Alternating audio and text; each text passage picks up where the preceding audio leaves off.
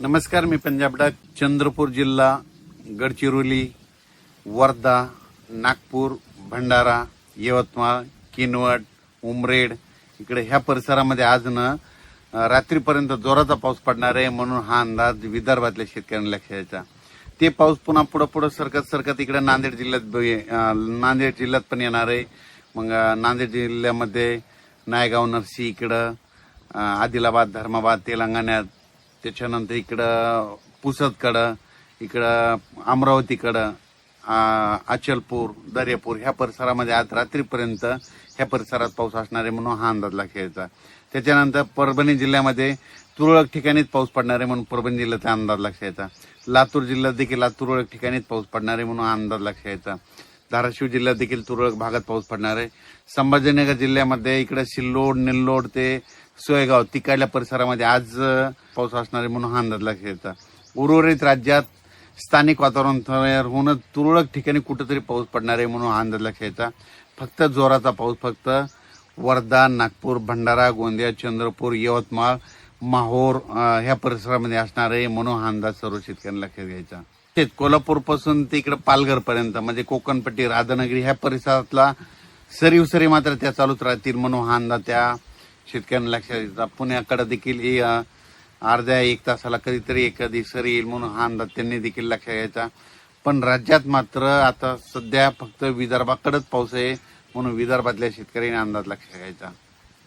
महाराष्ट्रात देखील आहे, फक्त काही जिल्ह्यामध्ये तुरळकच भागात आहे, सर्वदूर कुठंच पाऊस नाही.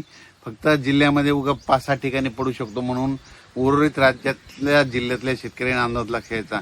चांगला पाऊस फक्त चंद्रपूर, वर्धा, नागपूर, भंडारा, गोंदिया, यवतमाळ, वाशिम, हिंगोली, नांदेड ह्या पट्ट्यामध्ये चांगला पाऊस असणार आहे म्हणून हा अंदाज सर्व.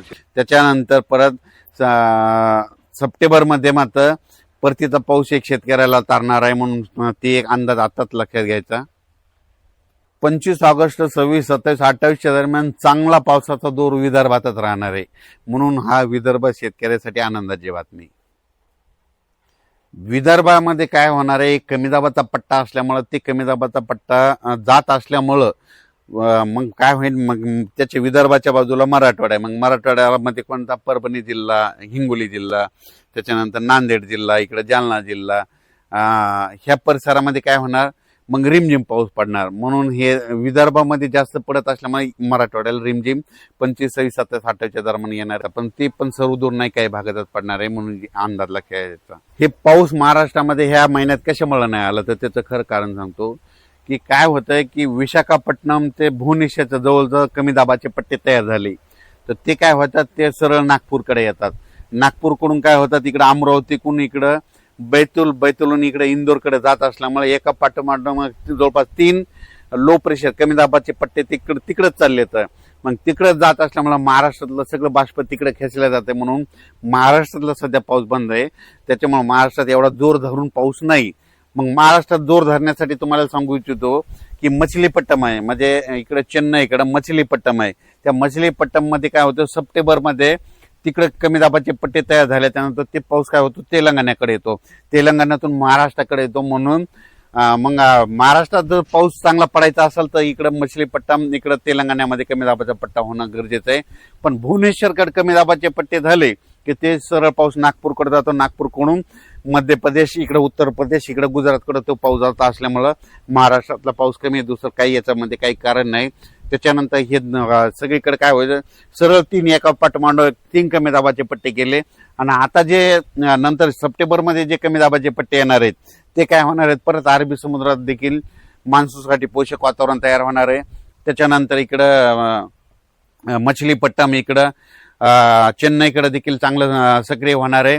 मग तिकडं वातावरण सक्रिय झाल्याच्या नंतर ते पाऊस महाराष्ट्राकडे सप्टेंबर, ऑक्टोबरमध्ये असणार आहे म्हणून शेतकऱ्याला सांगू इच्छितो या ऑगस्ट महिन्यामध्ये सर्वदूर पावसाची अपेक्षा धरू नका.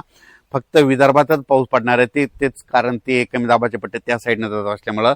आणि सप्टेंबर मात्र आपल्याकडे ते कमी दाबाचे पट्टे इकडून तयार होते आणि ते पाऊस आपल्याला येणार आहे म्हणून हे शेतकऱ्यांनी अंदाज लक्षात घ्यावा.